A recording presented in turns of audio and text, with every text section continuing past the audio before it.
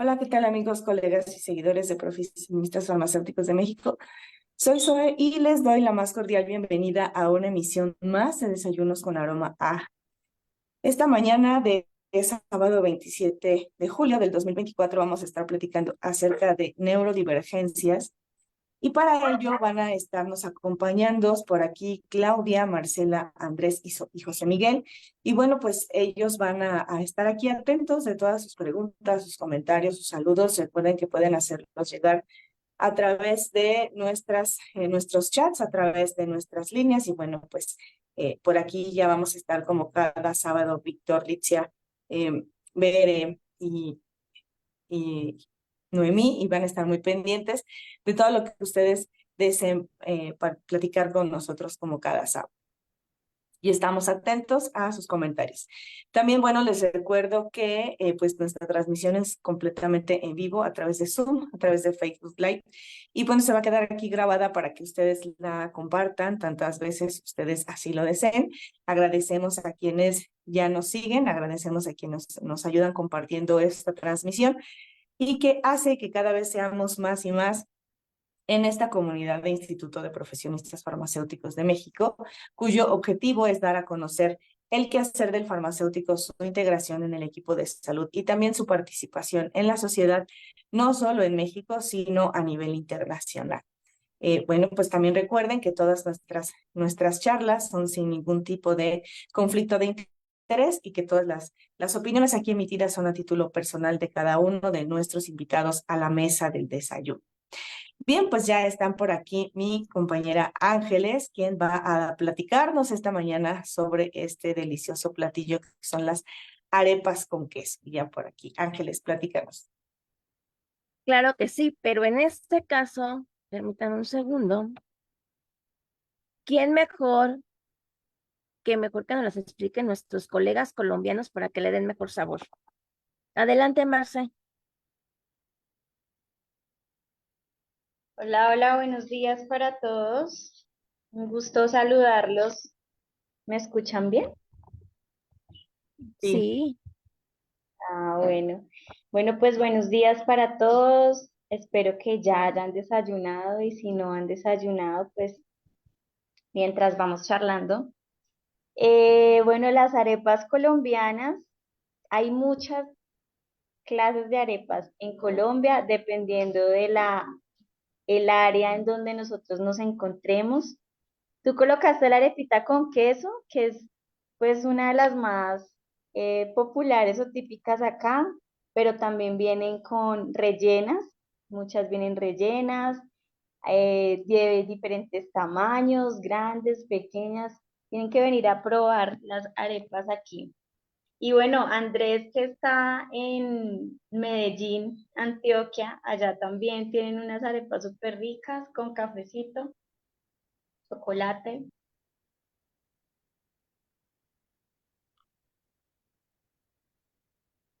¿nos las gustas compartir, Andrés? ¿Cómo son esas arepas? Sí, claro que sí, son deliciosas. Siempre está pues la idea de que las arepas son de Venezuela o de Colombia y todo lo demás, pero bueno, en todas las regiones, en muchas regiones de Colombia hay arepas. En Medellín se usa para todo el tiempo. Es como la tortilla en México, haz de cuenta, siempre se usa en casi todo.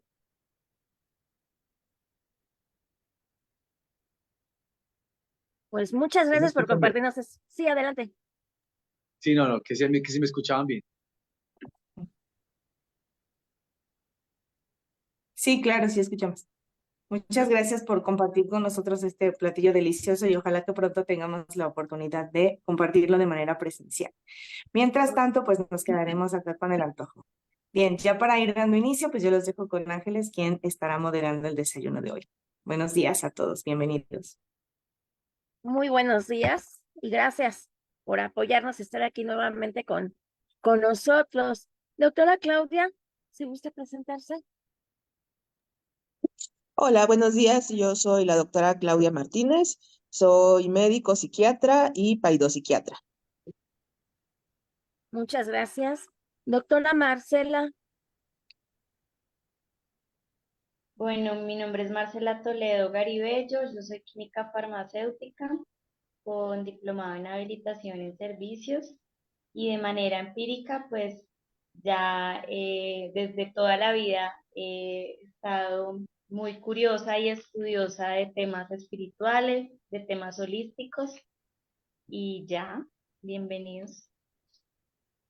Muchas gracias. Andrés.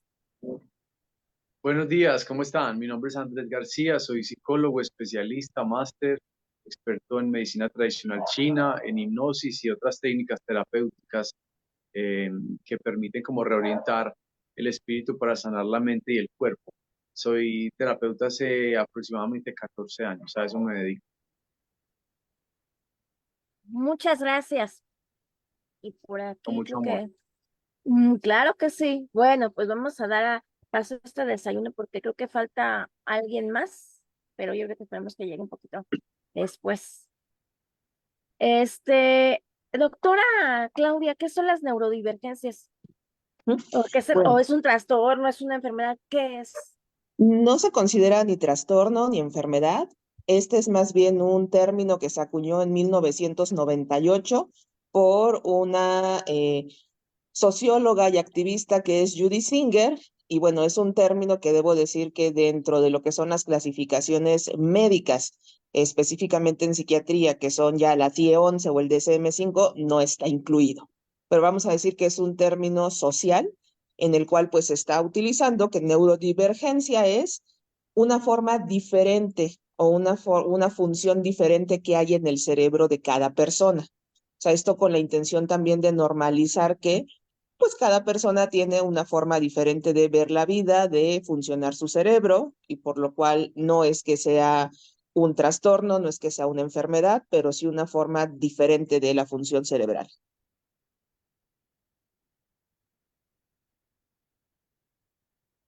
Ay, no se escucha. Desde el punto de vista de la psicología, ¿cómo lo trata la psicología estas neurodivergencias? Andrés. Bueno, neurodivergente se refiere a personas cuyo cerebro funciona de manera simplemente diferente a lo que se considera normal. Esto incluye algunas variaciones en la estructura o en la función cerebral que podrían afectar la percepción del procesamiento de la información o el comportamiento. Eh, la neurodiversidad es un término que abarca pues, muchas situaciones, incluyendo trastornos del autismo y demás, entre otros. Eh, Algunos trastornos catalogados como neurodivergentes eh, tienen esa condición que decía la doctora, y es que simplemente es una forma distinta en la que funciona tu cerebro. Y se observa de la misma manera en la psicología. El cambio realmente, o digamos que significativo, es en la forma de intervención. Eh, y se tiene presente en la psicoterapia, es el hecho de cómo una vez que se identifica que hay una diferencia en la forma de procesar la información, se tiene presente para el acompañamiento terapéutico. Ok. Miguel, si gustas presentarte, por favor, Miguel Acosta. Claro que sí, muy buenos días. ¿Cómo están? Pues un gusto compartir con ustedes. Mi nombre es José Miguel Acosta, de profesión psicólogo, con especialización en psicología clínica. La experiencia mía ha sido más que todo trabajando con personas que están en situación de vulnerabilidad de derechos de diferentes campos, tanto a nivel de salud como a nivel social. Entonces, pues un gusto compartir con ustedes. Aquí estoy. Entonces, continuemos. Disculpen, no, la interrupción. Entonces, continuemos. Miguel, ¿algo que gusta usted agregar sobre esto de las personas neurodivergentes? Bueno, mi formación como psicólogo y como clínico más que todo ha sido el trabajo desde el trastorno, es decir, esas personas que estadísticamente presentan una diferencia respecto a las demás personas. Estos tipos de trastornos eh, están relacionados casi siempre con algo biológico. Entonces, sí, obviamente no podemos negar la incidencia del cerebro en el funcionamiento de todos nosotros, la manera en que captamos, interpretamos y respondemos a la información que encontramos del entorno. Entonces, pues eso es lo que conozco por el momento de lo de la divergencia, las neurodivergentes, las personas neurodivergentes, eh, que es esa manera distinta, particular, que en la que se percibe, se interpreta y se responde ante las diferentes situaciones. Hoy en día está dando un vuelco a nivel mundial y es que todos estos temas no competen solamente al área de la salud, sino que eso también tiene una incidencia social, una incidencia política. Entonces, por ejemplo, en el caso de acá de Colombia, el Estado ha estado muy pendiente de este tipo de situaciones de las personas o personas que tienen esta particularidad y ha empezado a diseñar una serie de documentos y demás artículos que se llaman las políticas públicas. Y es precisamente donde se consigna la manera más adecuada para atender a las personas que están en esta situación. Y a partir de allí se generan una serie de servicios sociales donde todas las entidades del Estado y particulares también deben estar incluidas para atender estas situaciones. Entonces, es algo que se ha transformado, no solamente es hoy en día el área de la salud, sino que se ha venido transformando y ya es algo de trabajo social y sobre todo jurídico, que es lo más importante. Porque pues si las personas buscan el bienestar, buscan la calidad de vida, obviamente muchas veces deben recurrir a todo lo que tiene que ver con la parte jurídica para acceder a estos derechos. Entonces hay un respaldo por parte de gobierno, de estas leyes, de estas políticas públicas que favorecen a la calidad de vida de las personas. Ya pues el trabajo especializado sí ya corresponde a diferentes áreas. Entonces también es necesario un trabajo interdisciplinar para abordar todas estas situaciones. Gracias. Y Marce, cómo es que participamos nosotros como farmacéuticos dentro de esto con las personas neurodivergentes? Bueno, Eh, el campo farmacéutico sabemos que es muy amplio. Los químicos farmacéuticos, no sé, pues que se encuentran en la parte hospitalaria, tienen actividades como la atención farmacéutica, el seguimiento farmacoterapéutico, donde, bueno, esto a nivel de información, yo sé que los colegas ya conocen, pero aquí hay personas que de pronto no saben qué es la atención farmacéutica o no saben qué es el seguimiento farmacoterapéutico. Y es una actividad donde el químico farmacéutico empieza a hacer una entrevista y a hacer una relación de toda su farmacoterapia, o sea, de los medicamentos que el paciente toma en el momento en que se está entrevistando, también de los problemas de salud que está presentando. Y de ahí, pues, hay una serie de paso a paso donde el químico farmacéutico puede llegar a evidenciar algún problema de salud que no está siendo tratado, puede también evidenciar alguna reacción negativa a algún medicamento, porque las personas también pueden tener, o sea, una neurodivergencia podría también ser una reacción negativa de la medicación, tanto del uso o del desuso de los medicamentos.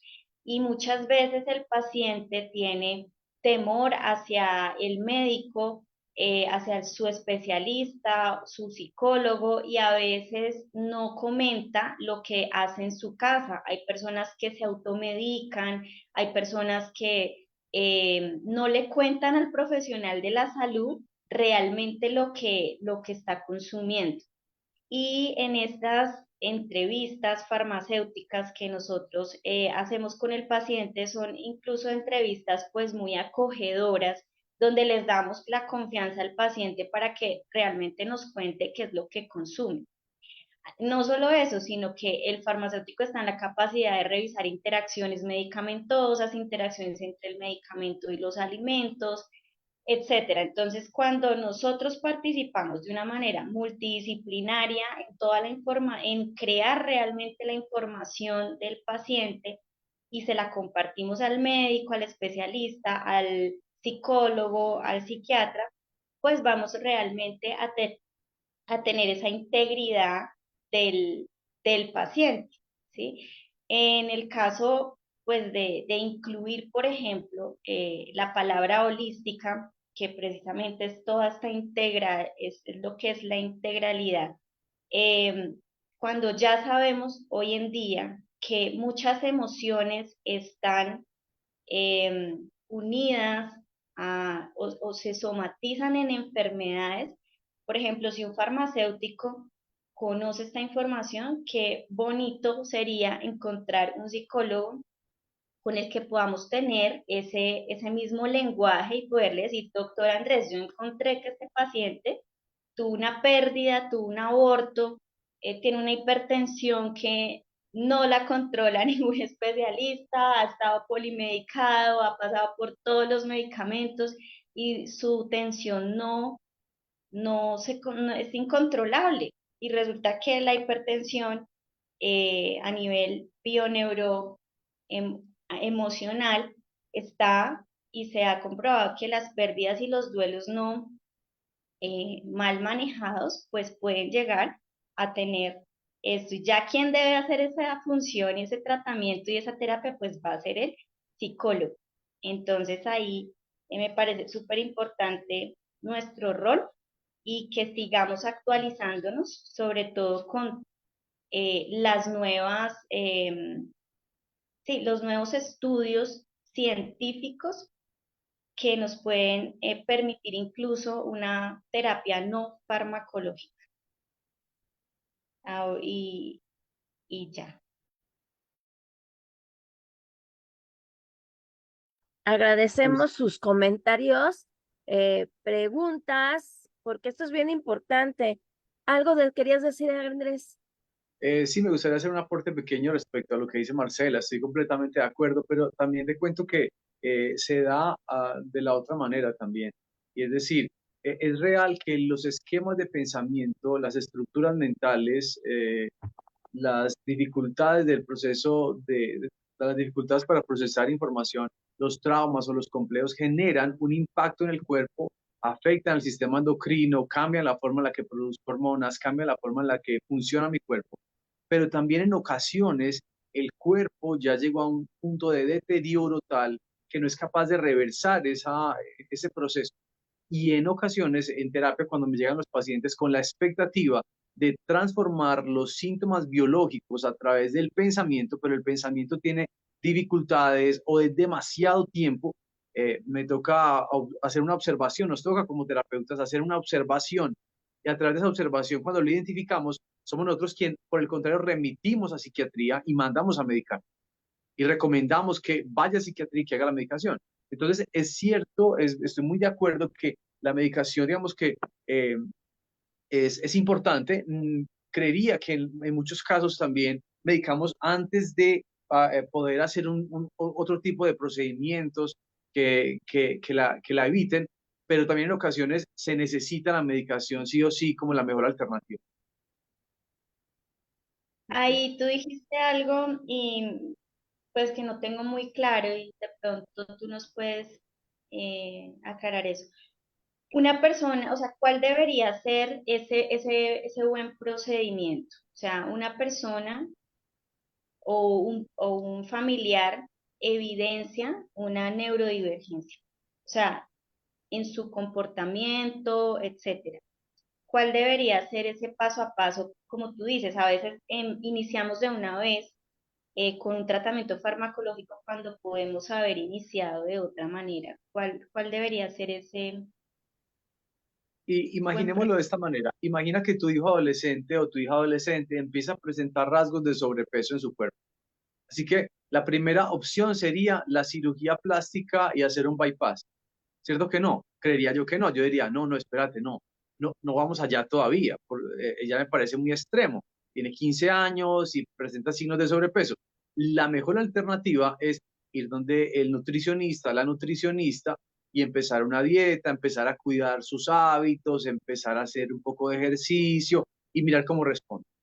Si vemos que no hay respuesta ante eso, seguramente tendrá una cita con el endocrino, empezaremos a revisar la tiroides, empezaremos a darnos cuenta si es que tiene un déficit en la forma en la que su cuerpo procesa la alimentación y después de eso, si vemos que ya no hay otra alternativa, iremos a la cirugía. Creería que es lo mismo que debería pasar con los procesos neurodivergentes y con las formas de pensamiento, las formas de funcionamiento neurocerebral. Y es, si notamos una diferencia en la forma en la que mi familiar o en la que yo estoy procesando la información, inmediatamente no debería ir a tomar el medicamento. Sería la última instancia. Yo estoy completamente de acuerdo con la psiquiatría. Tengo amigos psiquiatras, les remito a psiquiatras, los psiquiatras me remiten a mí constantemente y es normal. Pero la primera instancia es mirar si puedo evitar la medicación, si puedo ir a terapia, si puedo ir donde un neuropsicólogo, hacer un buen diagnóstico y una vez que se identifique el diagnóstico, eh, observar si hay alguna modificación con los tratamientos alternativos, con la psicoterapia de diferentes tipos. Si vemos alguna mejoría es porque esa persona, ese paciente se va a mejorar y se va a adaptar a estos tratamientos. Si vemos que no hay ninguna mejoría, podríamos pasar al segundo plano. Ahora, hay que tener una precaución, un asunto muy importante, y es que hay algunos trastornos diferentes pues a la neurodivergencia, trastornos ya biológicos que no dan esa espera, que no tienen esa opción, ¿cierto? Una psicosis, por ejemplo, hay trastornos que simplemente hay que hacer, hay que internar, hay que medicar porque algo pasó biológicamente. Pero cuando hablamos de neurodivergencia, tendríamos que decir que el paso inicial no es la medicación, sino que es buscar los tratamientos alternativos y la psicoterapia o de neuroadaptación para mirar cómo es la respuesta del paciente. Si no, hay que medicar. Ok. Aquí yo quiero agregar algo, que bueno, sí es muy cierto que... Ahí sí me escuchó. La doctora quiere agregar, sí, adelante. Sí, digo, aquí lo que quiero Sí. agregar es que es muy cierto que sí, el primer paso no es medicar, pero que también depende de la intensidad de los síntomas. ¿Por qué? Claro. Porque pudiera haber muchos chicos, por ejemplo, con autismo, que sí están muy desorganizados o que presentan muchas conductas agresivas y de autoagresión.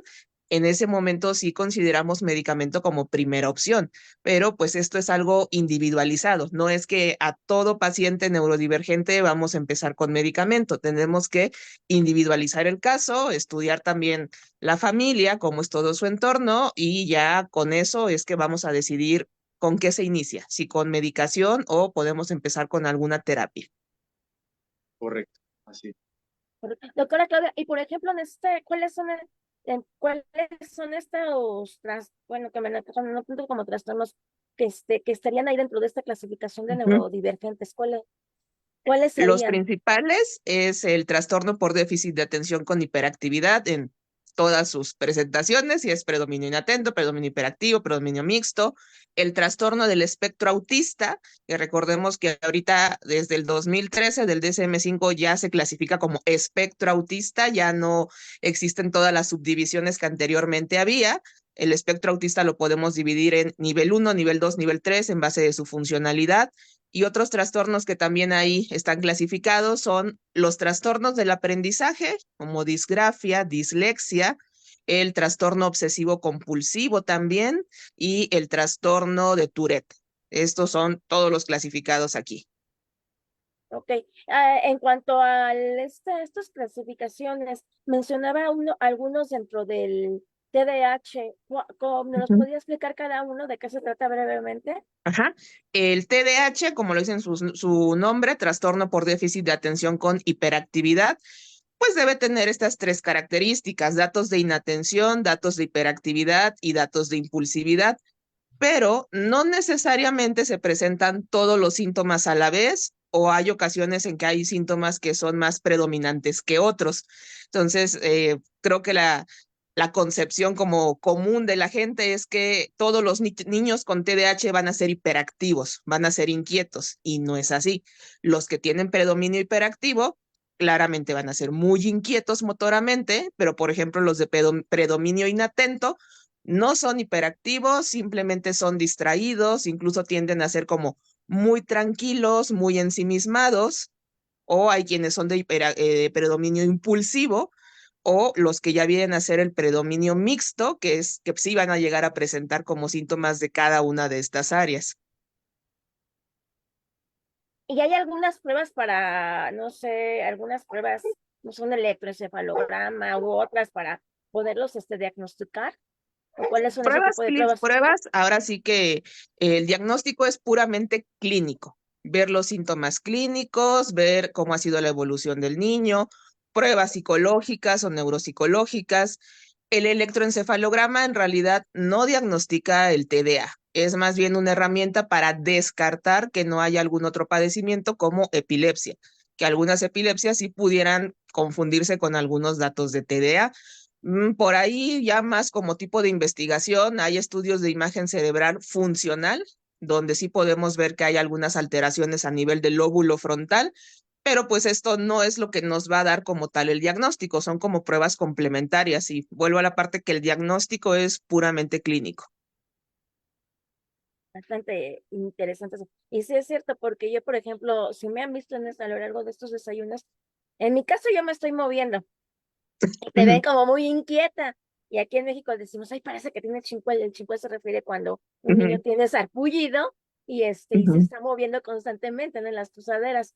Pero no, hay a veces en la escuela, cuando está uno haciendo esto como hiperactivo, lo relacionas a ese niño que es pegalón, que le anda haciendo travesuras a todos y no lo puedes tener sentado.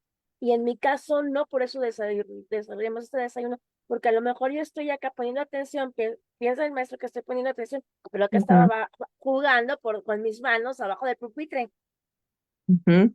O pasa muy típico también aquí en México que son niños muy tranquilos, ensimismados, pero sumamente inatentos y que no aprenden, y la clasificación es decir, es que es burro, es que es tonto. Y nos damos cuenta que en realidad es un TDA, predominio inatento. Sí, y otra cosa que usted mencionaba hace un momento, ahora sí que estamos aquí para que también yo lo doy a conocer, porque hay datos de que a lo mejor hay personas que están así como yo, en el cual al mío es una epilepsia tipo ausencia, y a mí me veían como distraída, y cuando me hicieron el electroencefalograma, me dijo el neurólogo, o es déficit de atención, o es epilepsia, y salió epilepsia, condición con la cual yo nací. Y luego a veces me decían mis compañeros, sobre todo ya más en la adolescencia, que se me empezó a marcar un poquito más, estando enamorada. ¿En quién andas pensando? Y en una ocasión, no había nada, estábamos en la casa de los abuelos, no había nada más que el vaso de la leche, y yo no lo veía. Y aquí mis mismos compañeros, combinado, que luego también, ya te fijaste lo que escribiste, cámbiale, porque me como las letras, cambio la letra una por otra. Yo pensé que nada más la dislexia era cambiar la P con la Q, la B con la D, la M con la W. Y no, ya ahora que en la pandemia me estaba tomando terapia, aprovechando que bajó, ahí me diagnosticaron con dislexia. Y hasta el año pasado, que llegó un equipo en el hospital, todo eso, y se pusiera hiperactiva, pero no de esos niños que se mueven. Por eso quisimos dar este Exacto. desayuno a la par, porque no, a veces no es necesaria la medicación, porque en mi caso me dieron el medicamento y yo no lo aguanté. Y aparte no es muy marcado de que yo me esté moviendo, sino sí me puedo estar sentadita, pero otras cosas. Sí, digo, aquí algo que me faltó comentar es que sí, también la epilepsia está dentro de la neurodivergencia.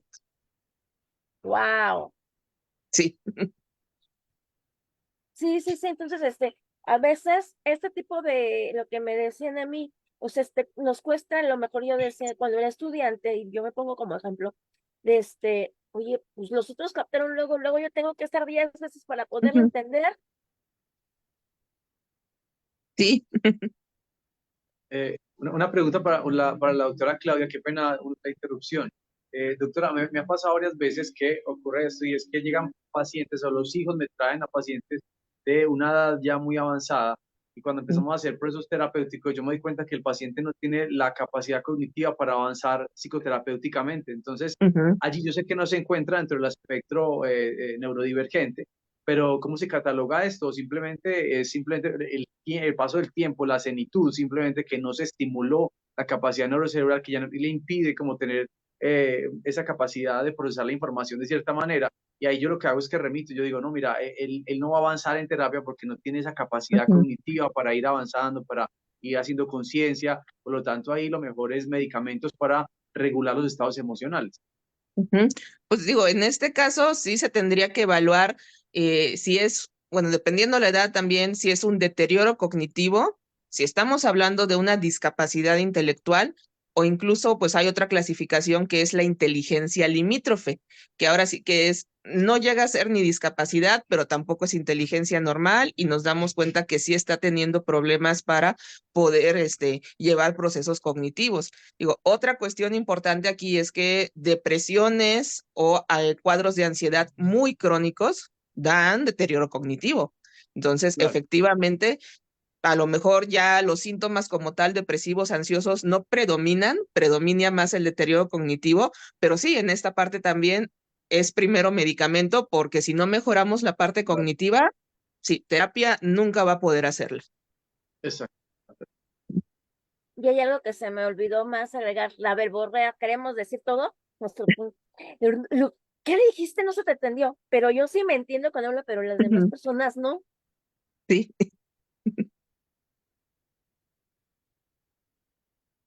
Miguel, algo que gustes agregar a esto, de estas clasificaciones y esto por lo que nos caracterizamos las personas neurodivergentes.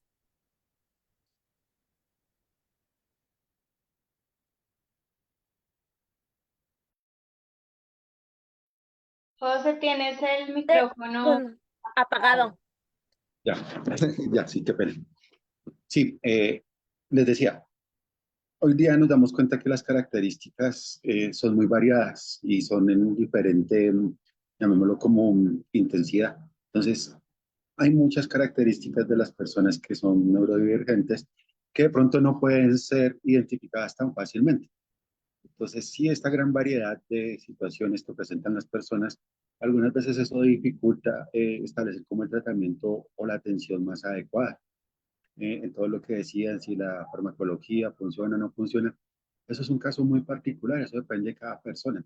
También depende cómo se identifica, por qué vía, si es de pronto porque identifican en el colegio, si es de pronto porque lo identifica la familia, si es de pronto porque lo identifica el área de la salud. Entonces también hoy en día, la Organización Mundial de la Salud le está apuntando mucho a eso y es iniciar por tener el conocimiento, todos los que trabajamos en el área de la salud, de identificar esas características de las personas que puedan afectar su día a día. Entonces, se ha hecho un trabajo fuerte, sobre todo con medicina general y enfermería, para que identifiquen este tipo de situaciones, porque generalmente las familias o los colegios vienen una clasificación, depende también muchas veces el término de moda o el trastorno que esté de moda, que eso puede incidir. Entonces, por ejemplo, hoy en día muchas personas cuando sienten tristeza por diferentes situaciones, ya hay una vez se autocatalogan en estoy deprimido, cuando es un episodio de tristeza. Eso es una emoción con la cual convivimos todos, que todos las experimentamos, así como la alegría. Pero entonces empieza eso también a generar unas dificultades porque entonces las personas, por el desconocimiento, empiezan a hacer esa categorización y lo más perjudicial es que empiezan a clasificar a las personas, empiezan a colocarles etiquetas. Es que usted es hiperactivo, es que usted es autista, es que usted es no sé qué, pero en realidad son una serie de situaciones tan complejas que generalmente no se tiene una adecuada eh, identificación de qué es lo que le sucede a la persona.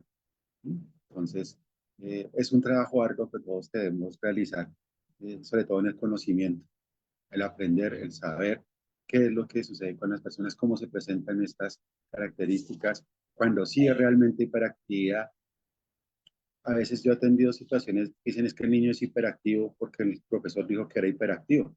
Pues resulta que es que el niño no es que sea hiperactivo, lo que pasa es que no ve bien y lo colocan en la parte de atrás del salón, entonces como no ve bien, pues como todo niño empieza dentro de su normalidad a hacer actividades para distraerse, para ocupar el tiempo, porque eso es algo normal. Entonces sí, se requiere mucho conocimiento de la información para todas las áreas, precisamente para evitar esas etiquetas y hacer un daño en la atención a las personas colocándoles una etiqueta.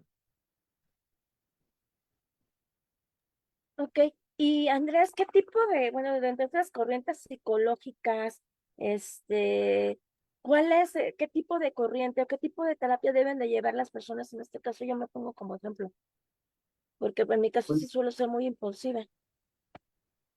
Pues mira, lo que se ha podido examinar es que, por ejemplo, los estados de estrés, de tensión emocional, agudizan los síntomas de estas características neurocerebrales. Por lo tanto, cualquier terapia que te permita eh, lograr un proceso de conciencia, que te permita reaccionar de manera tranquila, de manera consciente, de manera serena ante las situaciones, los fenómenos de la vida, externos para ti o internamente también. Todo lo que te permita esa conciencia. Y en esto pues están dentro de las posibilidades, está la terapia cognitivo-conductual, la terapia humanista existencial, están los procesos eh, de psicoterapia transpersonal también, la terapia energética ha tomado mucha fuerza.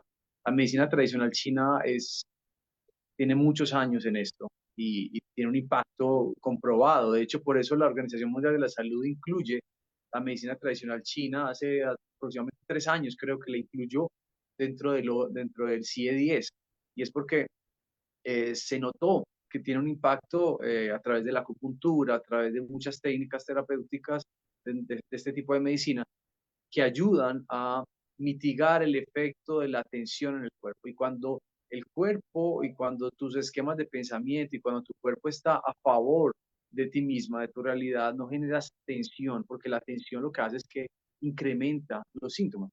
Yo he tenido pacientes con epilepsia y una vez que ellos van logrando identificar qué patrones de situaciones le provocan exceso de tensión y cómo ese exceso de tensión incrementa el síntoma, la frecuencia de los episodios y logran tener una reacción emocional, mental diferente ante estas situaciones del entorno, se dan cuenta que la frecuencia cambia, la forma en la que, la intensidad con la que viven los síntomas cambia. Así que cualquier terapia que te permita o que te permita mitigar el efecto del estrés y la presión en el cuerpo ayuda mucho a que los síntomas no se agudicen. Marce, y en el caso de nosotros, dices que tú manejas también terapia alternativa, terapia holística. ¿Qué tipo de terapias manejas como complementaria haciendo ese acompañamiento farmacológico en los pacientes? Pues mira, yo creo que más que, que sea yo personalmente la que haga esa terapia, es como identificar cuál sería la mejor terapia para esa persona e incluso que encuentre un terapeuta con el que haga ese match.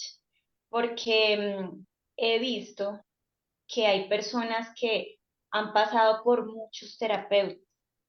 Entonces, hasta que por fin encuentran ese terapeuta con el que realmente puede abrir su pensamiento, su sentimiento, para que realmente pueda tener una terapia.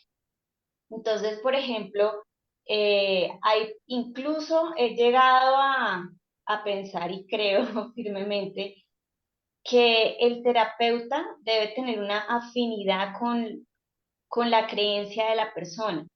No solamente, o sea, no es como soy profesional y te respeto tu creencia, ¿sí?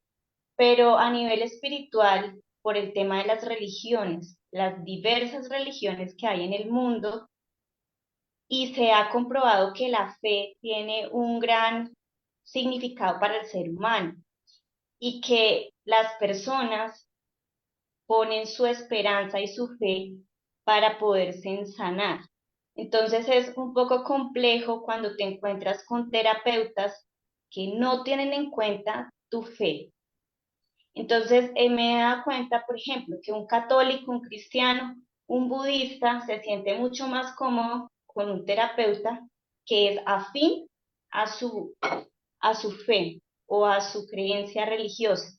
Y esto ayuda precisamente a que el paciente realmente lleve a cabo ese tratamiento o esa terapia. Hablaba Andrés sobre las, sobre la medicina china y la parte energética. Si un paciente no cree en esto y simplemente no quiere una terapia de este tipo, pues yo tendría que buscar cuál sería la mejor terapia para esa persona. Se vuelve incluso un poco más personalizada. A veces tú le hablas a una persona sobre la meditación, ya la meditación es una de las terapias no farmacológicas que ya hay estudios que tenemos, Ujú, por ejemplo, el doctor Joe Dispenza, tenemos libros, o sea, hay estudios y demás donde incluso se logran ver cambios a nivel ujú, a nivel cerebral y sin embargo, aún teniendo todos estos estudios y todas estas evidencias, hay personas, pacientes que no quieren hacer una meditación, no se sienten cómodos, o sea, ujú, no creen en esto, o su religión les prohíbe meditar, porque también he escuchado personas que creen que ujú. meditar es malo porque su creencia no se lo permite. Entonces, pues no nos va a funcionar, ¿sí? Pero si una persona está abierta a la meditación, pues súper, ¿no? Ahí ya, por ejemplo, Andrés de pronto nos puede contar un poquito más sobre esas terapias no farmacológicas, que esa diversidad, porque es que actualmente hay muchas herramientas, hay muchas terapias holísticas, Ujú. ¿sí? Incluso ir al patrón, alguien lo habló, el patrón, los patrones que generan. Supongo que estos patrones están muy asociados a la niñez de los pacientes. Entonces, ¿en qué momento realmente necesita una terapia? Por ejemplo, hacia su niñez, hacia mirar qué fue lo que pasó y cuál fue su programación para que tenga este comportamiento, para que tenga esta neurodivergencia, porque supongo que hay algunas que nacen, o sea, vienen de mucho tiempo atrás, como hay otras que se pueden generar por situaciones actuales en en su, en su adultez. Sí, yo pienso Ahí que lo ya importante, hay varias cosas, pero me gustaría escucharlos a todos. Sí, a mí me gustaría complementar con algo. No sé si aquí pueda, vamos a ver, y les quiero compartir una imagen. Dicen ahorita sí, si se alcanza a ver, y sobre todo hablando de esta parte de lo que es las nuevas terapias o la medicina integrativa. No sé, me dicen si se puede, si se ve la imagen. ¿No? ¿No se ve? A ver, déjenme ver. Nada más. Creo que no voy a poder, pero bueno, más bien esta parte de lo que hablaban también de la medicina tradicional china, pues bueno, desde el 2020 más bien es que la OMS ya integra lo que es un concepto de medicina complementaria e integrativa, y dentro de este concepto nos habla de que el tratamiento debería ser no nada más los fármacos, que los fármacos pues ya lo conocemos bien, sino que también se incluyen suplementos nutricionales, en el caso de psiquiatría, a veces cirugías, dar nutracéuticos, también pueden darse fármacos de origen herbolario, y nos incluyen este nuevo término que es medicina de estilo de vida. Y dentro de esto nos incluyen lo que es yoga, meditación, tai chi, reiki, qigong y la medicina tradicional china. Entonces, ya no podemos decir que son como tratamientos alternativos, ya están por la OMS clasificados como que es parte integral y complementario de todo lo que debería ser el tratamiento, pues para cualquier padecimiento. Y ya nos están llegando aquí las preguntas y comentarios, y aquí los estamos leyendo, que aquí Ujú. tenemos una de Zoom, esperamos también de Facebook, que nos dicen que qué interesante charla, tenemos dos, y nos dicen, ¿podrían explicar qué es el desarrollo cognitivo y cómo ayuda su estímulo a la adaptación de personas neurodivergentes en un entorno neurotípico? Pues el desarrollo cognitivo es la parte de cómo se va a desarrollar la inteligencia, pero también el contacto con su entorno. Entonces son esto de todos los hitos del desarrollo que deben de ir teniendo pues todos los bebés y todos los niños, como de a qué edad gatean, a qué edad caminan, a qué edad dicen su primera palabra. Y obviamente esto tiene que ser estimulado, porque lo cierto es que de repente encontramos muchos pacientes, digo, en mi caso que trabajo con niños adolescentes, que en realidad no es que tengan una discapacidad intelectual, sino que no han tenido pues una adecuada estimulación y no han logrado desarrollar como muchos de esos hitos. Entonces sí, lo ideal es que naturalmente el ser humano va a ir haciendo estos hitos, pero tiene que ser estimulado. Y mucha de esta estimulación también es social, es aprendiendo pues del ejemplo y pues obviamente también conforme vaya socializando va a ser más fácil integrarse pues a otras áreas de la vida. La escuela es una gran socializadora y en estos casos, si hay niños que vemos ya con características de neurodivergencia que les ha costado trabajo, pues está también las terapias de integración social, las terapias de socialización o incluso terapias de integración sensorial para que puedan tolerar lo que son pues estímulos de ruido, visuales o también táctiles. Ok. Y también por acá hay otro comentario, dice, qué interesante charla. Comparto la opinión de la doctora Marcela, la atención multidisciplinaria es importante para poder llegar a un diagnóstico certero. A mí me ha tocado pacientes adolescentes que le diagnosticó depresión y donde el tratamiento no ayudó, sino todo lo contrario, empeoró la salud y la calidad de vida del paciente.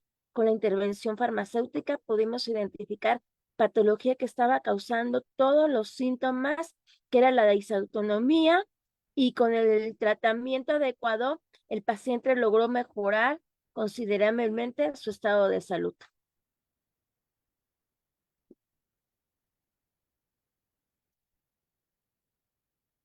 Me gustaría hacer un aporte en ese sentido. De hecho, una situación que, digamos que lo que me ocurre aquí en mi consultorio es que yo trabajo con una médica, así que hacemos una valoración muy integral, eso es muy importante.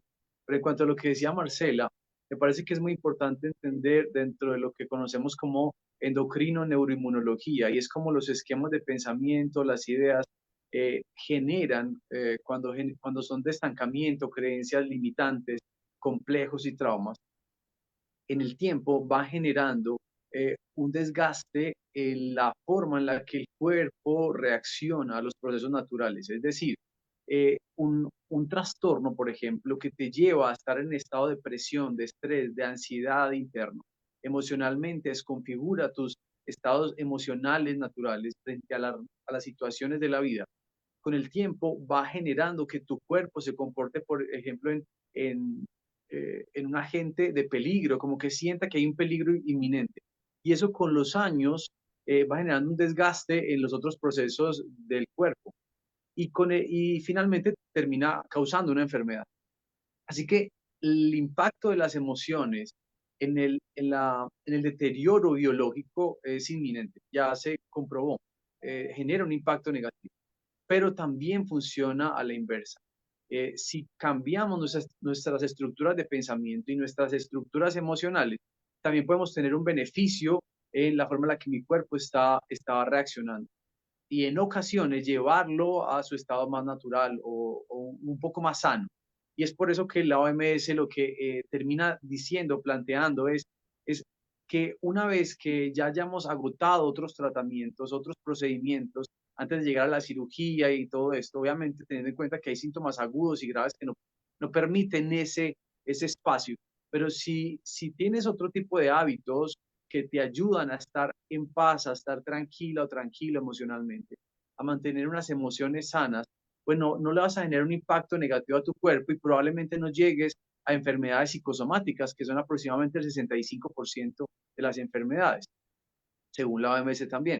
Así que cuando hablamos de las terapias de la medicina tradicional china, aunque la OMS la plantea como hábitos de vida, la medicina tradicional china dentro de sí misma tiene tratamientos, tiene sus tratamientos y aborda al paciente a través de esos tratamientos con ciertos enfoques y con diferentes terapéuticas que permiten, básicamente, es una mejor forma en la que yo me puedo conectar conmigo mismo y con el entorno. Y cuando logro esto, digamos que el impacto de las enfermedades en mi cuerpo tienden a ser menores, o las enfermedades psicosomáticas no me llevan a requerir medicación y demás. En ocasiones esto no se logra y obviamente ahí en ese punto se necesita la medicación de manera normal. Ok, qué interesante todos los aportes que dan todos ustedes. Muy, muy, muy interesantes. Y Este, Quisiera aprovechar que tenemos a José aquí en la charla porque él actualmente trabaja con habitantes de calle. Entonces, cuando hablamos de deterioro, cuando hablamos de intensidad y demás, creo que el ser humano está como en una línea y en unos polos, digo yo. Los conceptos técnicos psicológicos no los tengo presentes, pero es como cuando una persona inicia, ¿sí? Inicia con unos síntomas, pero que permanecen, algunos permanecen en el tiempo, otros ya la persona los puede manejar en su día a día, puede estar consigo mismo y reconoce que es neurodivergente y lleva una vida normal. Pero pasamos al otro extremo, que es, por ejemplo, las personas que ya tienen una adicción, donde ya su entorno familiar ya no funciona, ni laboral, donde ya todo su entorno ha sido totalmente, o sea, totalmente se sale de su entorno por su adicción, por un mal manejo de una depresión y llega a un extremo, ¿sí? Vemos actualmente en todos los países muchas personas habitantes de calle. Dentro de lo personal, creo que son pacientes, ¿no? Pues que no han tenido su tratamiento en su momento, que no han tenido un seguimiento, que no han pedido ayuda, en fin, o sea, veo una población muy grande y pues José está acá y me gustaría saber pues un poquito más de esa experiencia que él tiene actualmente y ese otro polo tan opuesto y tan extremo en el que él trabaja.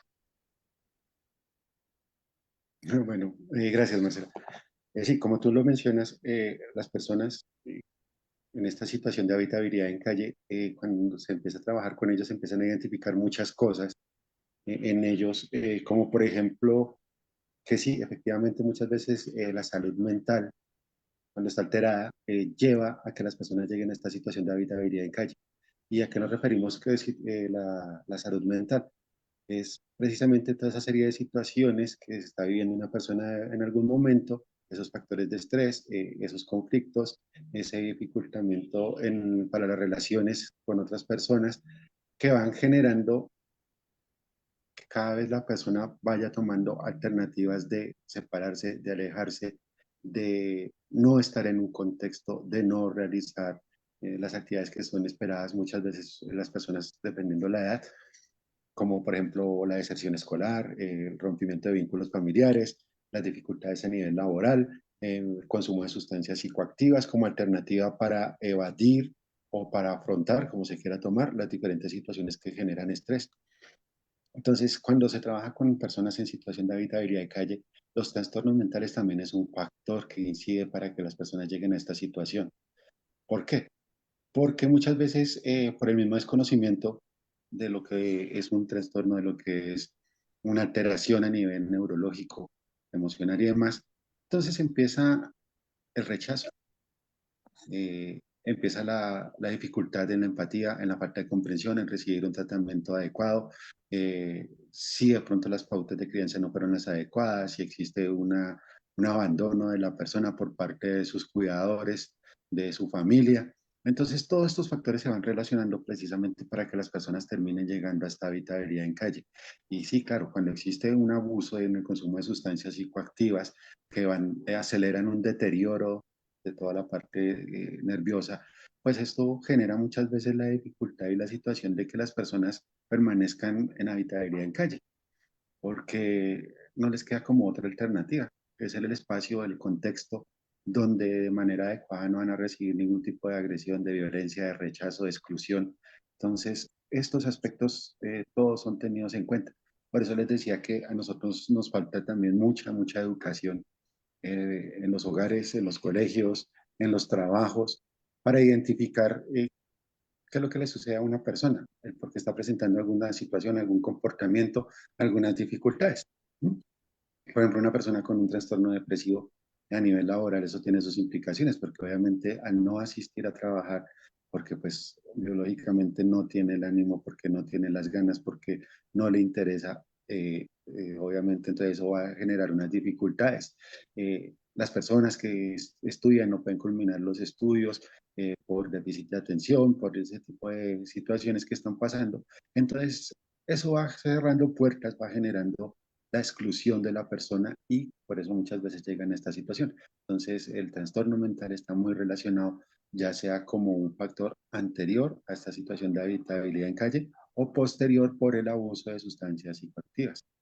Pues también está toda la parte ocupacional, pues que se dejan de realizar muchas veces actividades que son enriquecedoras y que favorecen para que nosotros todos tengamos un desempeño adecuado. También tiene que ver con la falta de atención en salud, porque pues muchas veces estas personas no asisten a salud, no son atendidos inclusive por el mismo sistema de salud, por todas las etiquetas, por todos los prejuicios que hay con esta población. Entonces eso también genera una serie de dificultades que ponen más barreras que soluciones muchas veces. Entonces, sí, los trastornos mentales, la situación de crianza, la falta de estimulación, el contexto, la vida, la historia de vida, en fin, son muchas variables que están relacionadas y pues sí, obviamente generan estas dificultades. Por aquí nos están llegando las preguntas y por todo de Zoom están muy activos, gracias. Y los esperamos también de Facebook. ¿Qué significa disautonomía?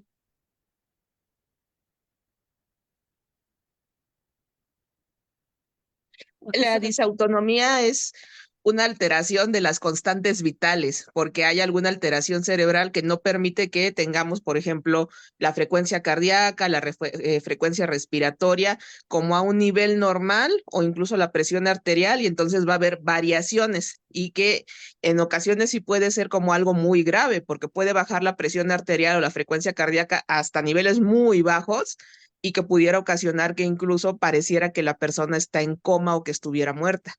Y dentro de esto, pues afecta también la oxigenación cerebral y como son situaciones cíclicas, pudieran también confundirse con algún padecimiento mental, porque en ocasiones la persona va a estar, digamos, normal, funcional, y va a haber momentos en los que pueda tener muchas alteraciones psicológicas por lo mismo de esta falta de oxigenación cerebral. Ok, que algunas personas con esto ahorita que las calores que pasamos se les puede bajar la ¿La presión? presión Ah, exactamente. y poderlas llevar a un síncope por lo Sí. mismo. Ujú. Ok, acá otra que están preguntando, la dieta tiene un impacto importante sobre el cerebro neurodivergente, así que ¿qué alimentos son negativos? ¿Debe haber una intervención por parte de un nutriólogo? Sí, de hecho es parte de lo que les hablaba de esto de medicina integrativa y complementaria, que ya les compartí la imagen acá en el chat. Y bueno, aquí tiene que ser principalmente un nutriólogo que sí tenga pues conocimientos en la parte de neurodivergencia. Primero se tienen que hacer estudios porque se ha puesto como muy de moda esto de dieta cetogénica para autismo o para epilepsia o dar dietas libres de gluten. Entonces, más bien tendríamos que evaluar al paciente porque es muy cierto que algunos pacientes sí van a ser intolerantes al gluten, van a ser intolerantes a la lactosa o van a tener varias alergias alimentarias. Lo primero sería estudiarlos para ver si hay alguna alergia o no están procesando bien esos alimentos y ahí sí ya nutrición nos va a ayudar para pues poder adecuarles una dieta a ellos. Aparte, pues digo, también está la parte de tratamiento con nutracéuticos, que aquí van a ser pues ya suplementos alimenticios y algo también que actualmente está muy en boga es el uso de probióticos. Hay algunos probióticos que ya se han hecho especialmente para poblaciones tanto de ansiedad, depresión o colitis crónica y son probióticos que ayudan a que se procesen mejor los alimentos o que incluso ayudan a un mejor desarrollo o producción de serotonina por sí solos. Y eso también le ayuda mucho a los pacientes neurodivergentes. ¿Alguien quiere agregar más algo a esto, aportar? Esto está muy interesante, ¿eh? Por acá hay otro comentario.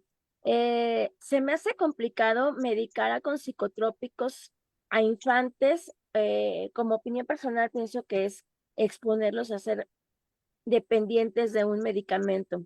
Ojalá haya alguna mejora no farmacológica. Sí la hay, pero bueno, aquí quiero dejar algo en claro. Comenta la persona, es su opinión personal, pero creo que aquí estamos profesionistas y que de hecho nos estamos basando en lo que son pues estudios médicos, lo que es ya la ciencia, y sí está probado que hay varios medicamentos, no todos efectivamente, pero hay varios medicamentos que se pueden usar desde los 4 o 5 años de edad. Además que los medicamentos que usamos en psiquiatría, al menos en la parte de niños y adolescentes, ninguno de ellos crea dependencia ni les va a causar pues una adicción o tolerancia.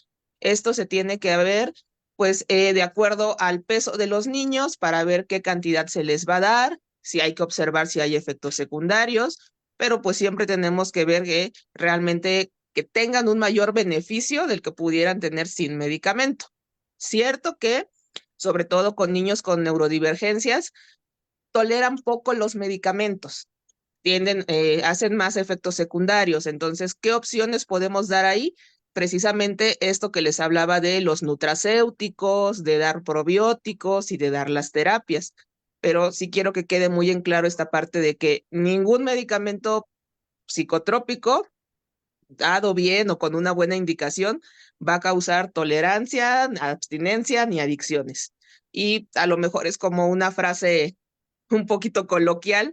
Por ahí anda un meme que dice, bueno, si no puedes producir tus propios neurotransmisores, cómpralos. Como cualquier función corporal, si nos está haciendo falta, lo suplimos con un medicamento. Aquí es igual con los medicamentos psicotrópicos. Si no tenemos una función neurológica o los neurotransmisores no están balanceados, pues podemos dar la opción farmacológica. Ok. Allí en ese punto, digamos que las terapias alternativas como la medicina tradicional china considera el cuerpo como un sistema interconectado, y no se enfoca solamente en el síntoma, sino que va más profundo para encontrar el origen del desequilibrio en la neurodivergencia, para encontrar como si hay un origen en el síntoma.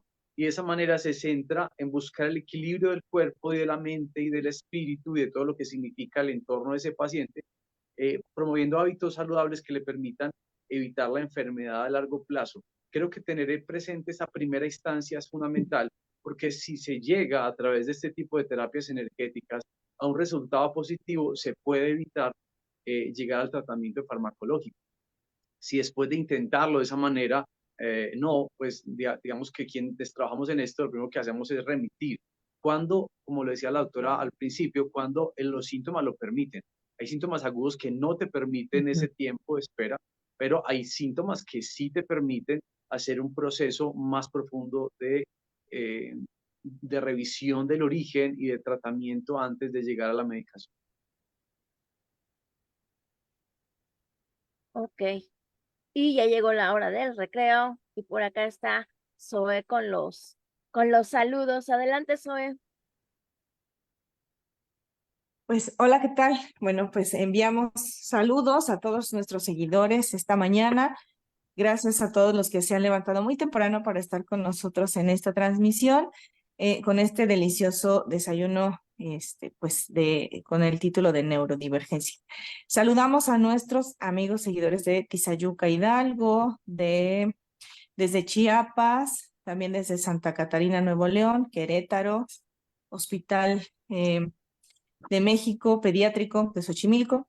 Saludos desde la Ciudad de México también. También saludos a quienes nos siguen fuera de nuestro país, más allá de las fronteras físicas, Perú, Colombia, Estados Unidos también. Bueno, son todos ellos quienes están siguiendo el desayuno de hoy. Bueno, también Puebla, Veracruz, aquí en nuestro país, Puebla, Boca del Río, Veracruz, San Luis Potosí.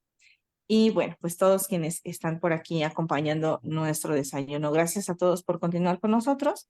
Y bueno, pues les recordamos que pueden hacernos llegar sus preguntas y aquí estamos atentos. Saludos a todos. Continuamos. Gracias, Zoe. Y por acá dicen que saludos a Zapopan, Jalisco y a Guadalajara. Doctora Claudia, por qué algunos se diagnostican a la edad adulta? Bueno, yo en mi caso, pues el año pasado, y me comentaban de un caso de Asperger, pero ya también en la edad adulta. Ujú. Pues aquí hay muchos factores. Uno tiene que ver con la severidad del padecimiento, porque si son un autismo nivel 1, que es lo que anteriormente era el Asperger, un autismo de alto funcionamiento, como no va a tener muchas dificultades en aprendizaje o desarrollo, son más que nada alteraciones sociales, como que es el típico niño raro, como es inteligente, pero tiene pocos amigos, no se junta con varios, entonces como que no se le da tanta importancia. Entonces puede ser que también por la capacidad de inteligencia que tengan estos chicos neurodivergentes, pueden ir como compensando algunas habilidades que hagan falta, o digo, lamentablemente aquí en México, no sé, en Colombia o en Latinoamérica, que tenemos desde hace años este decreto presidencial donde no se les puede reprobar a los niños. Entonces, esta parte de tal vez que la escuela fuera como la que nos está diciendo que el niño tiene problemas de aprendizaje, pues muchas veces nos encontramos chicos que llegan a secundaria o prepa y resulta que apenas si saben leer o escribir o hacer cuentas básicas, y el punto es que nunca los reprobaron porque legalmente no se puede. Entonces los van dejando pasar y como que no se dan cuenta hasta que ya llegan a la etapa adulta, donde pues por el nivel de exigencias que tenemos es cuando ya empiezan a disfuncionar y cuando nos venimos a dar cuenta de estos padecimientos. Y sí, porque yo recuerdo cuando estaba en la primaria, uno de mis compañeros, de hecho, se sentaba a mi poquito con mi compañera, y estaba el otro. Ujú. Y en ese entonces, como en eso de que le van cambiando el nombre, ahorita no sé cómo se llama, Capea. Y a él, aparte Ah, de que iba con nosotros en la ahora escuela, es USAER. ahora es USAER, ahora es Ah, USAER, pues lo mandaban en ese entonces en Cacapea, ahora USAER, y aparte tenía otra actividad, y ya fue de qué modo se fue poniendo a la par en nosotros, porque se empezó a dar cuenta en este caso, porque eso sí es a veces dan focos rojos las maestras, y no se, bueno, en mi caso, que yo era niña de excelencia, y se ujú. mimetizaba, y yo me di cuenta en la primera señal ya en la etapa adulta, porque aquí los colegas no me dejarán mentir, cuando hace uno los mecanismos de reacción, se me iban a mí los detallitos. Pero en este caso, este niño sí lo empezaron a Ujú. integrar a una edad temprana. Ujú. Sí, lo que pasa aquí muchas veces es que sí se llega a sobrecompensar síntomas, y muchas veces en la etapa adulta nos llegan más a consulta por cuadros ansiosos o depresivos, secundario a esta sobrecompensación, pero si nos ponemos a ver un poquito más atrás, entonces sí, ya encontramos que desde la infancia había una neurodivergencia que fue lo que nos causó todo esto. Y algo que quiero, a lo que decía hace Miguel, a veces nos empiezan a poner este, ciertas etiquetas, y luego ciertos programas televisivos que ¿por qué no eres una niña normal, no? Sí. Acá hay otra pregunta, dice, un niño de edad de 9 a 12 años, ¿cuál debería ser su esquema de tratamiento multidisciplinario adecuado? Pero aquí tendríamos que ver cuál es primariamente su diagnóstico. Ok, sí, o en su defecto, llevarlo en este caso con la doctora Claudia, para que lo diagnostiquen y ya pueden entrar todos los demás profesionales de la salud. Ujú. Porque hay que recordar que en estos casos de neurodivergencia el tratamiento es multidisciplinario. Se van a requerir de varios expertos, no nada más uno.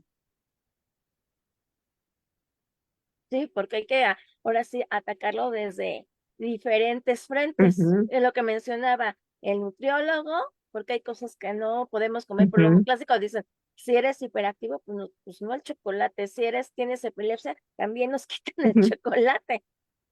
ujú. Sí. Y eso es por mencionar a alguno.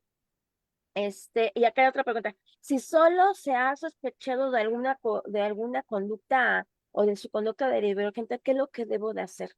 ¿A dónde lo debo de canalizar? Pues aquí requeriría una valoración de salud mental.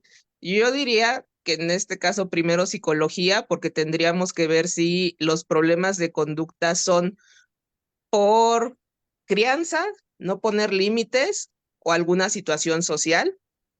Y si psicología considera que nada más es cuestión de poner límites, pues lo tratarán. Y si ven que a pesar de esa cuestión se requiere de algo más, ya lo enviarán con psiquiatría infantil. Pero lo primero, pues, es el acercamiento a salud mental. ¿Y qué síntomas positivos y negativos tienen las personas neurodivergentes? Bueno, si nos vamos por los negativos, podríamos decir primeramente la parte social, que generalmente son pues aislados, les cuesta mucho trabajo establecer relaciones sociales, ya sean de amistad o incluso amorosas, tienden a ser inapropiados socialmente o son comentarios muy impulsivos, fuera de lugar, les cuesta ser constantes, les cuesta estar en un trabajo, pueden llegar a tener incluso todavía dificultades motoras y algunas dificultades cognitivas específicas como en la parte de atención, concentración o velocidad de procesamiento. Pero si nos vamos a las partes positivas, hay muchas. ¿Por qué? Porque tienden a ser personas muy ingeniosas, muy espontáneas, tienden a pensar, como dicen, fuera de la caja, a tener pues ideas que a otros no se nos ocurrirían, que tienden a ser perseverantes en algunas cosas, como me decía un paciente con TDA, pues es que si hago algo y me fue mal, la verdad ya no me acuerdo y lo vuelvo a intentar. Entonces, como que tiene también esas ventajas. O sea, en realidad sí hay muchas ventajas, desventajas, pero volvería a la parte de también esto depende de la persona, no todos van a ser iguales. Y también que somos Doc, muy creativos. decir, Adelante. de decir algo interesante y es esas ideas diferentes.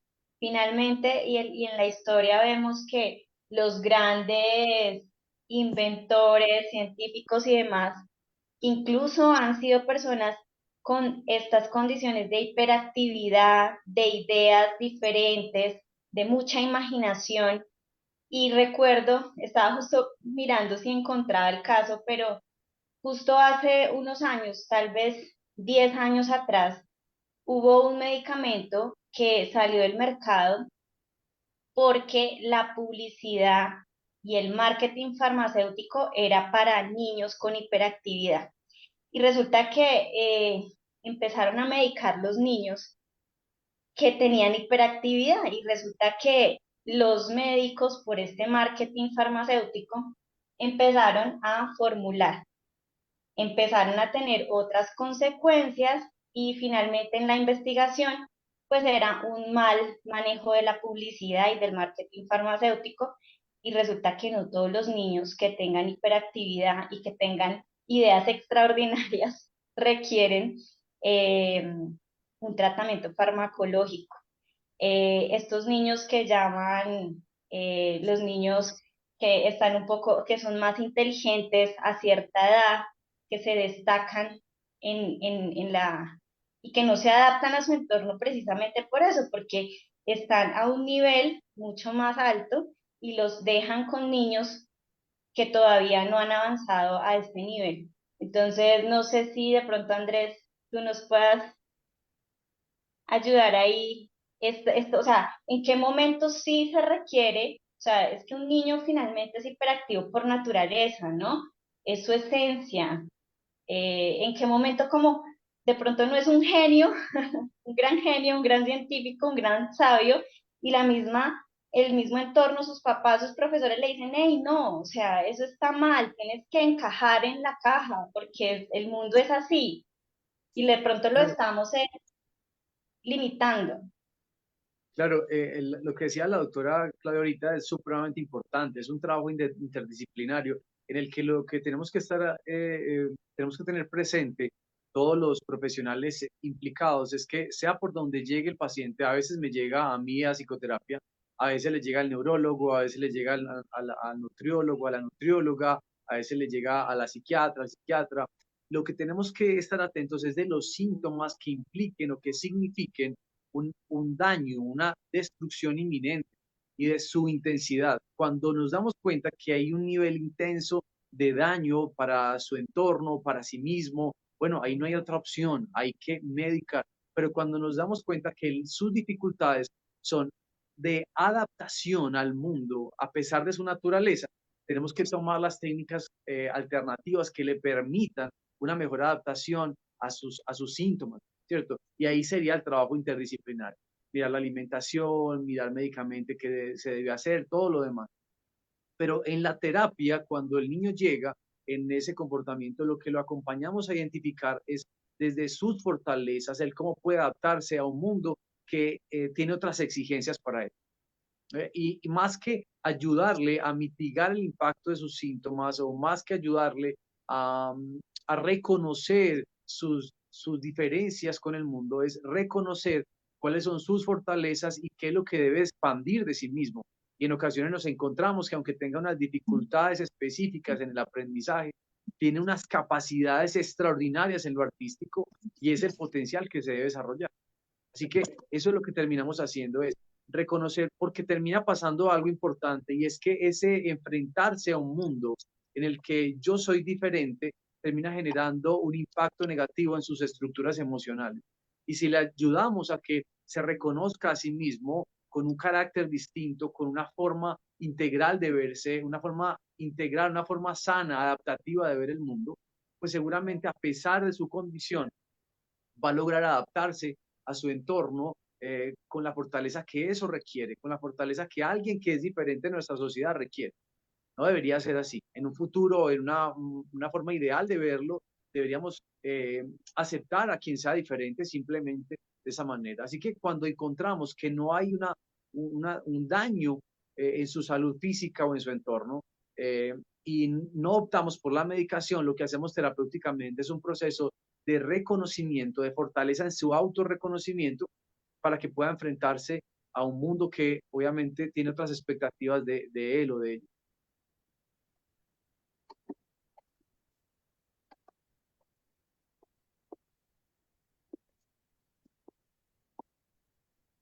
Marce, no te escuchas, se has apagado tu micrófono.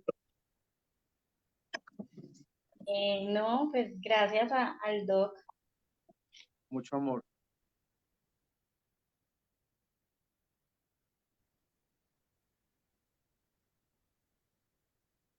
Ok.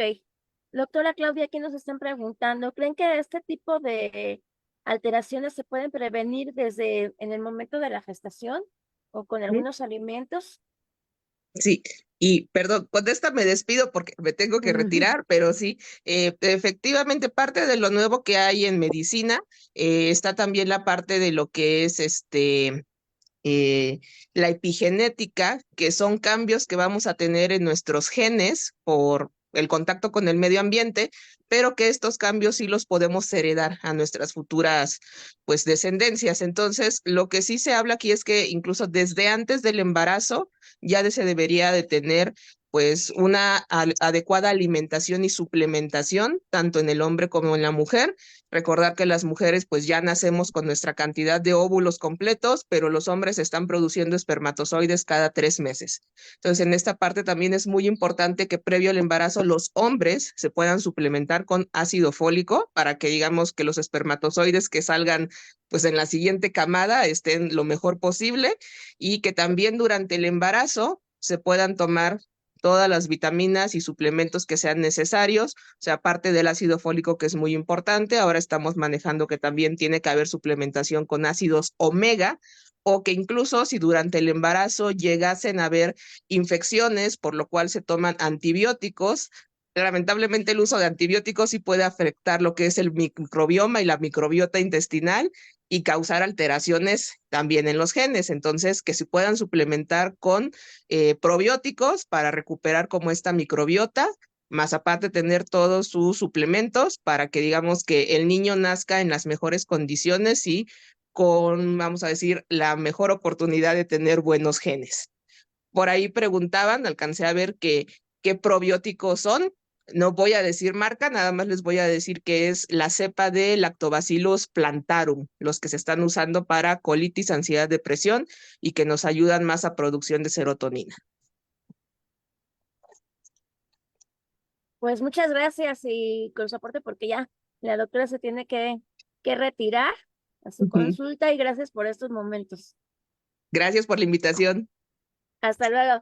Y Hasta luego. nosotros Gracias, aquí, doctora. y Qué hasta buen luego dato el aquí. del ácido fólico, no sabía. Sí, Hasta hasta luego. luego. Gracias. Y nosotros aquí seguimos porque todavía nos falta aquí, esto está bastante Yo, interesante. yo también tengo paciente a las 11, entonces de pronto una última preguntita y eso, y me retiro porque tengo paciente a las 11 también. A las 11 horas Colombia, pues acá. Muchas gracias, Luis. Y nos quedamos con Miguel y con Marcela para dar continuidad a, a este desayuno. Con mucho amor, que estén Ángel, muy bien. Hasta luego. Hasta luego. Doc, muchas Con gracias mucho por amor, tu aporte. con mucho amor, que estén muy bien. Gracias, Dime, Doc, dime. nos vemos. El último aporte que yo quisiera dar como farmacéutica y con todo este aporte Perdón, Marce, todavía nosotros seguimos, es hasta una media horita más. Es porque se tiene Ok, vale. Es que el farmacéutico en su quehacer también puede detectar cuando una reacción del medicamento es el que está causando una neurodivergencia, porque hay muchos medicamentos que cuando tú estudias al detalle el medicamento, cuando estudias la información del medicamento, los estudios que los mismos laboratorios dan, dentro de las reacciones adversas de los medicamentos, también vamos a encontrar ansiedad, también vamos a encontrar em, dolores de cabeza, trastornos psiquiátricos. Entonces, por ejemplo, a nivel hormonal, hablemos un ejemplo, el hipotiroidismo. Una persona con hipotiroidismo, donde su TSH no está controlado, donde pues de pronto no ha tenido el seguimiento, la dosificación diaria que se toma no es la adecuada, o puede que sí es la adecuada, ahí es donde entra todo el estudio farmacoterapéutico, pero resulta que puede ser una sobredosificación de la levotiroxina que le está generando no solamente taquicardia, sino que le está causando ansiedad, sino que la está llevando al otro extremo, porque recordemos que el hipotiroidismo, o sea, mal controlado, o sea, en concentraciones bajas, puede causar depresión, pero en concentraciones altas puede causar ansiedad. Entonces, ¿en qué momento es el paciente? ¿En qué momento es el medicamento? ¿En qué momento es su patología? Entonces ahí es donde entra toda esta participación multidisciplinaria donde el farmacéutico le puede contar a su médico y a su psicólogo que pues no está controlado, que hay que esperar un tiempo, porque recordemos que para que podamos normalizar, para que el medicamento realmente llegue a tener un efecto y que sea eficaz, que sea eficiente, tiene que pasar aproximadamente 3 meses. Entonces, ¿qué va a pasar con el paciente durante estos 3 meses de tratamiento, donde el cuerpo se va a ir adaptando a la levotiroxina para normalizar y tener un TSH, pues ok? Entonces, mira que ahí, y lo cuento porque me pasó, yo soy paciente con hipotiroidismo y pues por experiencia me ha tocado también y como farmacéutica aprender mucho sobre esto e incluso hablarlo con los médicos porque a veces el médico en 20 minutos, acá son 20 minutos que les dan a los médicos para atender al paciente, pues es un tiempo muy corto y esa ayuda que nosotros como farmacéuticos le podemos dar al médico y al psicólogo, pues es bien importante. Ok. Miguel, a ver, ¿puedes abrir tu cámara y tu micrófono, por favor? Sí, claro. Gracias.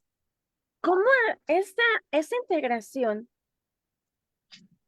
porque muchos de los te van relegando y hasta la misma familia, por ejemplo, con los chicos que tienen un autismo selectivo, cómo educar a la familia o cómo ayudar a la familia para que puedan encauzar a estos chiquitos, o bueno, también a las personas, porque ya hay muchas, yo también encontré a alguien con autismo, pero de tipo selectivo, y le decían el laboratorio donde trabajaba la muda, porque solo con unas cuantas personas hablaba y solo con ellos platicaba, a los demás no les dirigía la palabra. Bueno, obviamente la familia, lo ideal, tanto papá, mamá, las personas que conviven cerca con la persona, deben empaparse de qué es todo este trastorno y qué es lo que le está sucediendo a la persona para el conocimiento, porque pues son las personas que realmente forjan como ese vínculo y más cuando es algo así selectivo, es con las personas con que siempre va esta persona a interactuar. Entonces deben empaparse muy bien de lo que está sucediendo. Se ha identificado que existe algo que es el burnout en los cuidadores, el síndrome de estar agotado, porque pues cuidar una persona o estar a cargo de una persona con estas situaciones generalmente produce un desgaste a nivel psicológico, emocional, físico y también requieren atención. En tanto el cuidador, la persona que está con esta persona 24 horas, 7 días a la semana, debe tener también un apoyo psicológico, terapéutico, emocional, social, porque eso genera un desgaste y muy seguramente las personas pueden terminar también generando algún tipo de trastorno con el tiempo, estos cuidadores. Entonces necesitan también un apoyo interdisciplinar estas personas, no solamente con psicología, psiquiatría, medicina, sino también están terapia ocupacional, que es una profesión que genera precisamente todos estos hábitos y adecuado desempeño en la vida cotidiana de todas las personas acorde a sus características. Entonces se requiere ese trabajo especializado, ese acompañamiento, ese cuidar al cuidador, como lo llamamos acá en Colombia, eh, por todas las situaciones que eso genera. ¿Sí? Y muchas veces el proyecto de vida de estas personas, de los cuidadores, se convierte en cuidar a esta persona que está en esta situación. Entonces, dejan como de lado sus anhelos personales. A veces las personas sienten culpas, sobre todo cuando son los progenitores, sienten culpas porque, ahorita como nos explicaba la doctora, hay unos factores que son hereditarios, que entonces es una probabilidad, no es determinante, porque pues todo lo que tiene que ver con la genética no es que sea determinante en esto, porque yo tengo una condición de salud, mi descendencia también la va a heredar. Hay una probabilidad, a veces se da, a veces no se da. Pero muchas veces estas personas también sienten algo de culpa y la manera de resarcir esa culpa es dedicarse de manera completa su vida a cuidar a estas personas, trabajar con estas personas. Entonces, necesitan mucho apoyo psicológico, necesitan mucho acompañamiento, también mucha educación, comprender la situación de la persona que están cuidando, de qué es lo que le sucede, cómo son las reacciones, que no es algo que la persona haga a voluntad, porque muchas veces hay este tipo de dificultades de pensamientos, de creencias, que es la persona que es así, entonces lo que busca es eh, hacerme la vida de cuadritos, lo hace con toda la intención, pero resulta que hay una condición y es cómo percibe el mundo y cómo reacciona ante el mundo. Entonces, sí se necesita bastante educación de las personas que realizan este acompañamiento, este cuidado, precisamente para no caer en errores y empezar a utilizar otras cosas, como por ejemplo todo el misticismo de la creencia de que es que fue una brujería, que es que fue una maldición, ese tipo de cosas, sino que es una situación que requiere un trabajo distinto, porque también se trata de eso, de quitarle esa etiqueta de que es una dificultad, de que es que es un problema, sino que el entorno se debe acomodar a la persona. No es que la persona en estos casos deba ajustarse como hacemos la mayoría, sino que el entorno es el que tiene que modificarse, las situaciones son las que tienen que eh, arreglarse para que la persona tenga un adecuado funcionamiento a nivel general. Entonces, es lo que es más complicado y ese es el reto, que todos comprendamos cómo es que funciona y que no todas las veces nos podemos comportar y hacer las cosas de la misma manera, sino que cada uno somos particulares y demás. Entonces, eso es parte del trabajo que se realiza con las personas que cuidan a estas personas con situaciones así similares.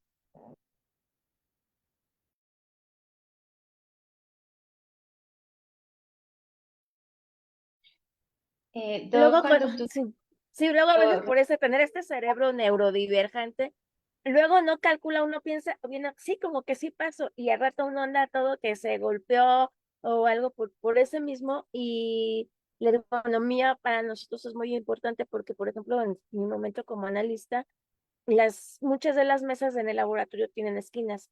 Hubo solamente una que no tenía, y yo feliz porque ahí no me pegaba, Imagínate estaba en diagonal. algo tan sencillo que para muchos de nosotros no es relevante. Mira cómo para ti sí ha cambiado tu vida.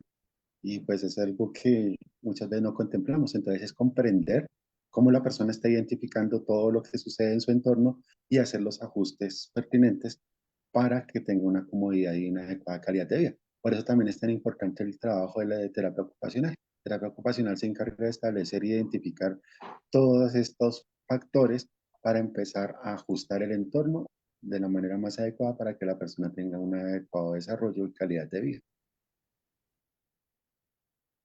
Sí, adelante, Marce. José decía que el entorno debía adaptarse a la persona, o sea, el profesional que debería hacer ese acompañamiento a la familia, a los cuidadores, el que debe iniciar esa parte educativa debería ser ¿quién? El trabajador social, el psicólogo.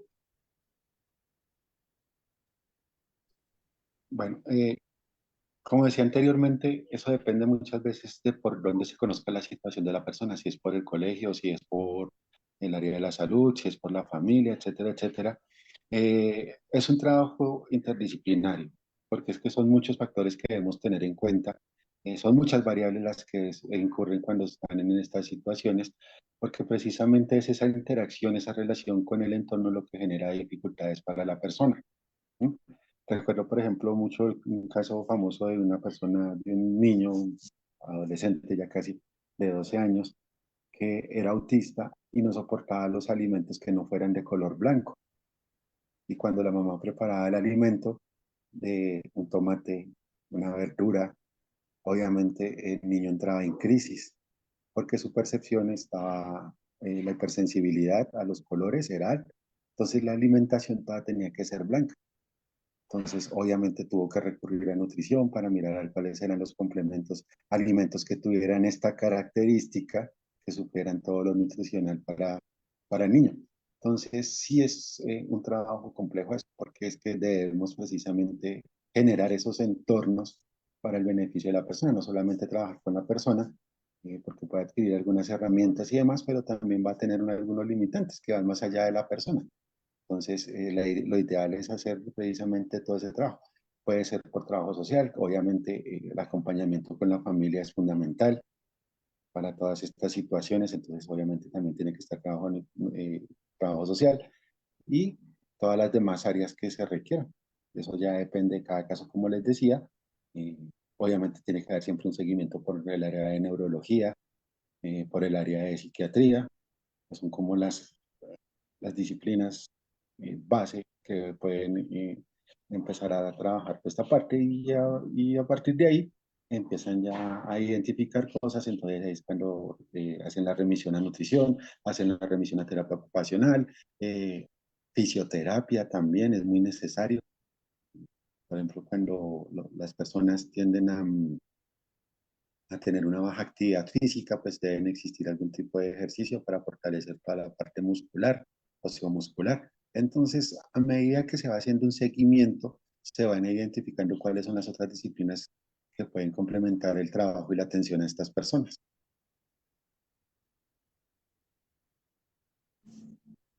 Y esa parte de lo que bien mencionabas, esa psicoeducación, ya de ahora hace un año que me diagnosticaron a mí, le digo, ahora, no es que a mí me educan, porque yo como lo que pude hacer y obtuve herramientas, ahora es educar a los que están a mi alrededor, que pues soy alguien diferente, que a veces se vuelven hasta, vamos a decir, hasta cierto punto intolerantes porque es que voy a creer que no te fijas, es que no, sí, pero no es porque uno no quiera, sino nuestro cerebro funciona un poco diferente y a veces nos quieren meter como algo normal a personas, pero no, y a veces no nos tienen paciencia. Como dijera Kiko, es que no me tienes paciencia. Sí, pero es que es esa educación ahora, a de mí, en este caso de mí, hacia los demás. pero cuando son niños ahí tenemos que involucrar a los papás para que los vayan encauzando a esta socialización y estas herramientas que les faltan. Sí, cuando se habla de niños, pues es mucho más complejo y delicado el asunto, porque es que también hay que educar a los profesores, a los docentes, para que comprendan cuál es la situación, porque pues uno también comprenda a los docentes, ¿no? Estar a cargo de 15, 20, 30, 40 niños a la vez para que todos tengan un rendimiento adecuado es ya bastante desgastante y que haya una o dos personas que su manera de comprender sea distinta, pues obviamente toca hacer un trabajo aparte del que ya se tiene, pero pues es necesario por el bienestar de la persona. Y pues si nos metimos en estas profesiones a trabajar con la gente, pues debemos estar siempre actualizándonos y tener la disposición de estar acomodando nuestro trabajo a la diversidad de las personas, inclusive. No es lo mismo la educación hace 20 años a la educación como se da hoy en día. ¿No? Por ejemplo, este año que tuvimos de pandemia modificó todo en el mundo. La educación que tuvo que ser virtual, que se tuvo que buscar otras alternativas para educar a las personas. Eso nos muestra cómo es que nosotros debemos modificar el contexto para poder acceder a las personas. Ok.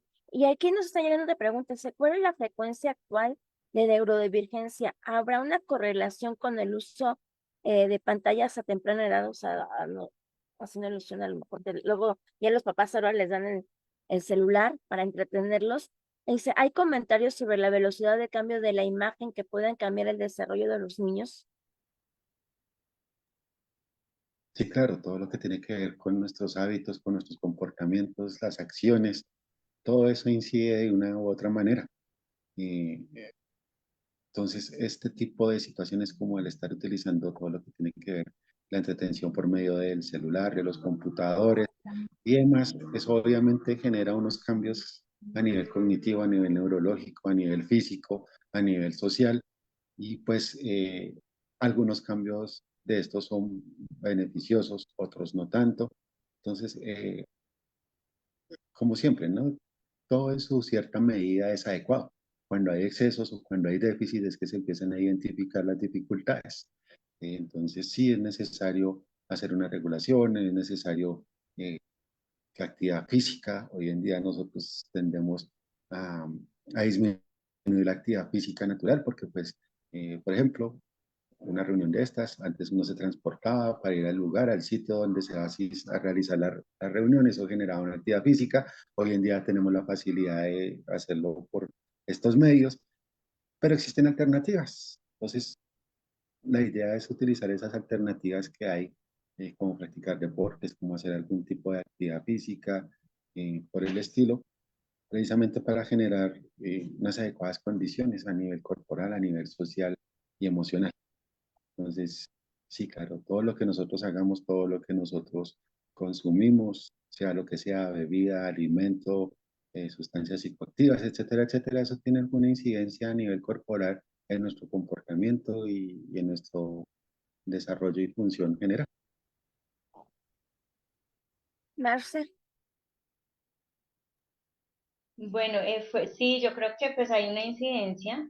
Tengamos en cuenta que si tenemos internet es porque pues existen unas ondas eh, que logran que nosotros no vemos, pero que si tenemos internet es porque están llegando acá y a pesar de, hay muchas cosas que no vemos, que son intangibles, pero que existen.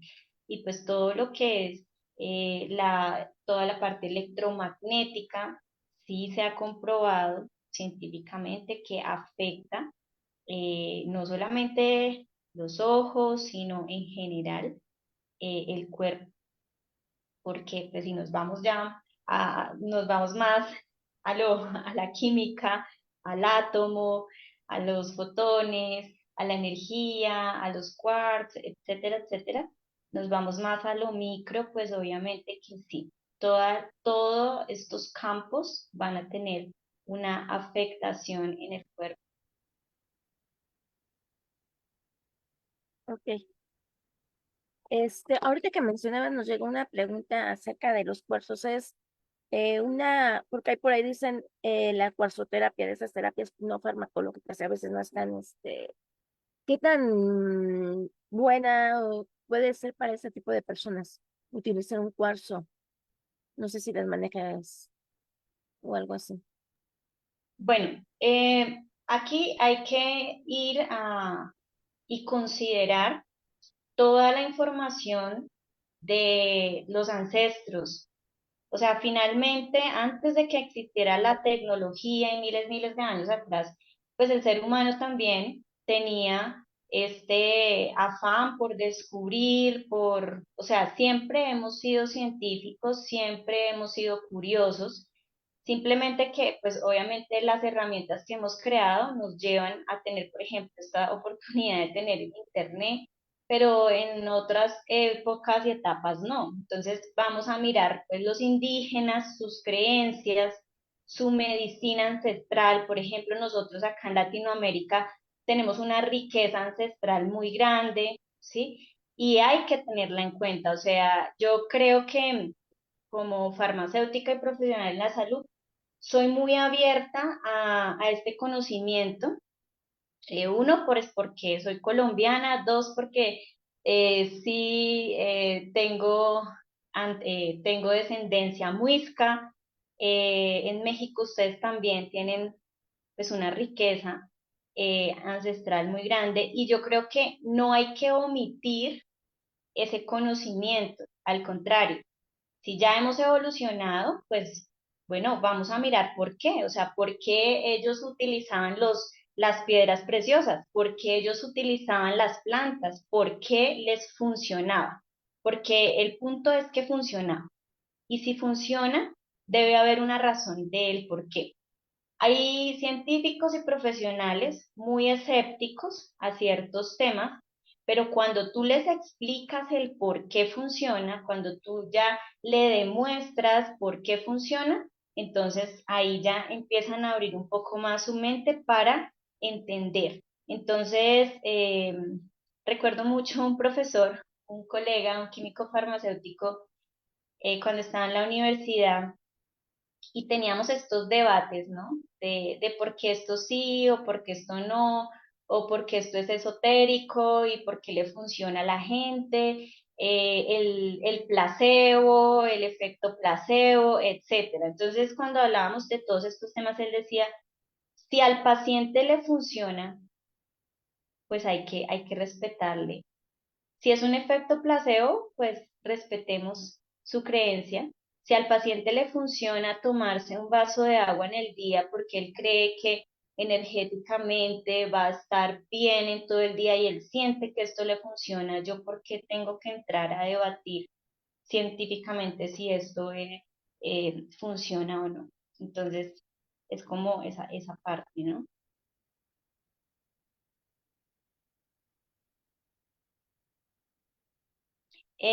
Tienes el micrófono apagado.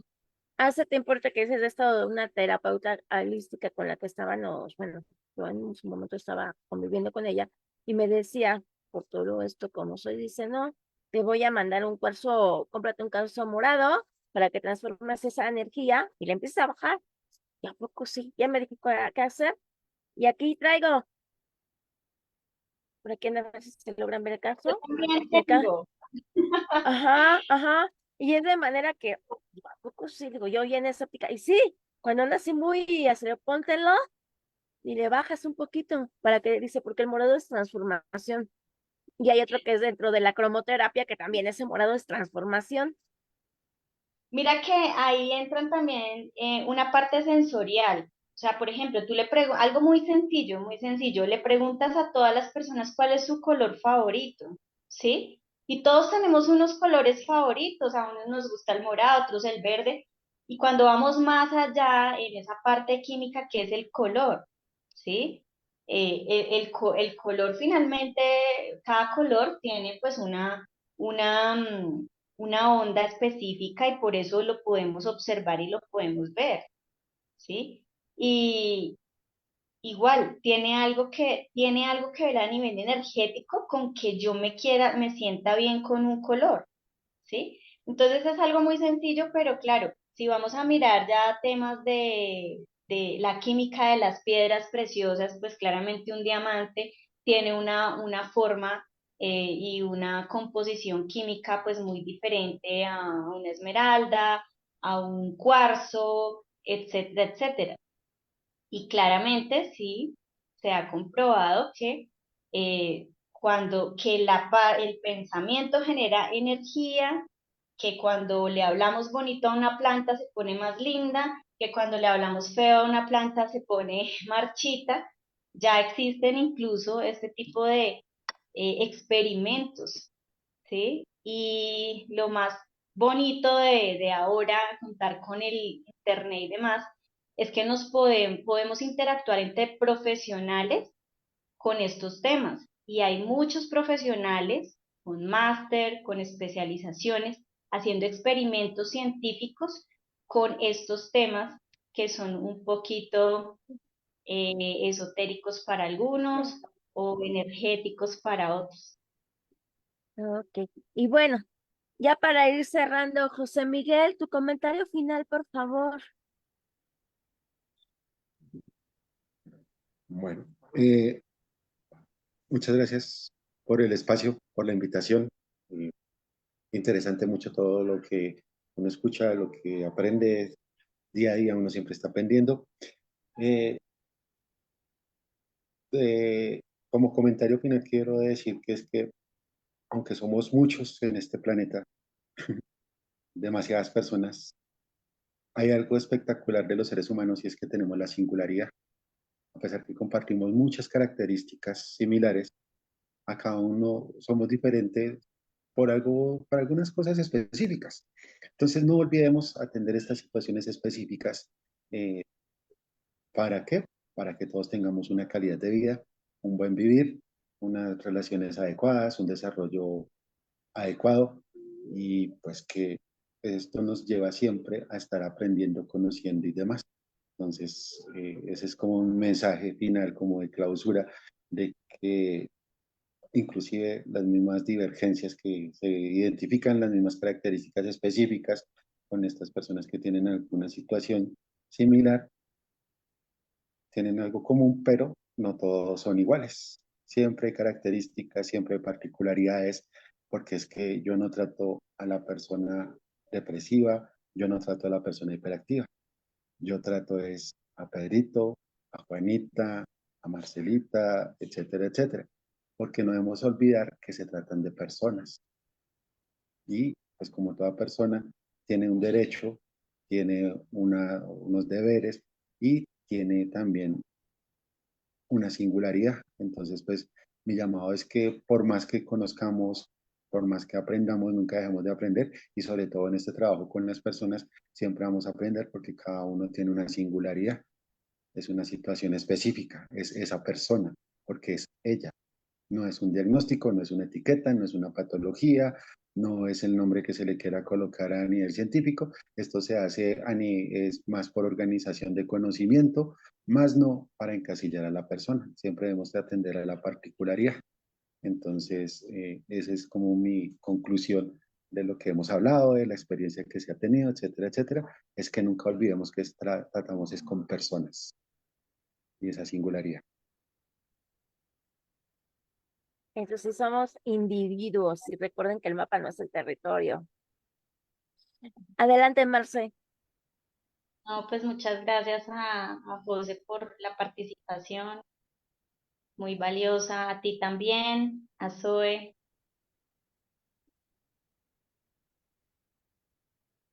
Pues muchas gracias a cada uno de ustedes por este valioso tiempo y pues simplemente somos un poquito diferentes, ténganos un poquito de paciencia, no funcionamos como todos aquí, aunque ustedes no lo crean entre bambalinas, también mis compañeras aquí del staff me están corrigiendo o ponle atención o no te me distraigas o ya viste lo que escribiste, entonces a las cuales les doy las gracias que han sido tolerantes conmigo y hace tiempo nos decía una conversadora dice, porque somos también bastante activas, serán un poquito hiperactivas. Yo creo que sí, para poder aguantar el paso.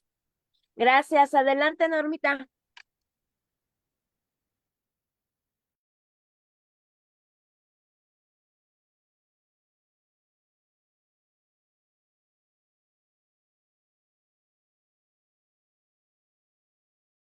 No se escucha.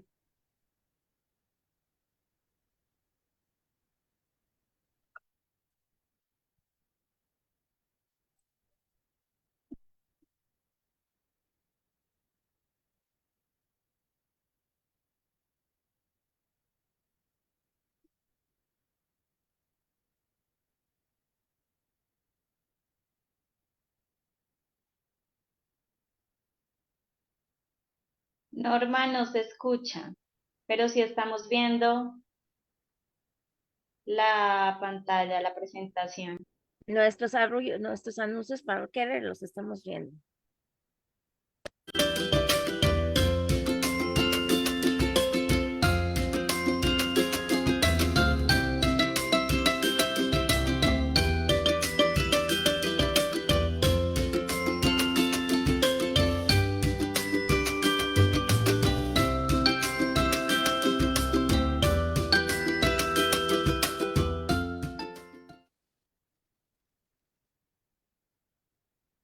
Bueno, creo que al final sí se escuchó la música de fondo, ¿verdad? Una disculpa, pero muchas gracias a todos por su participación. Saludos hasta Colombia, tierra hermosa, y nos vemos pronto, primero Dios. Los esperamos el próximo sábado con otro delicioso desayuno con aroma a. Hasta pronto. Hasta luego. Bye bye. Buen Y día. los esperamos el lunes con nuestra última sesión de interacciones medicamentosas de nuestro curso. Interacciones con alimentos. Perdón, con alimentos. Claro, ¿qué les dije? Hasta luego.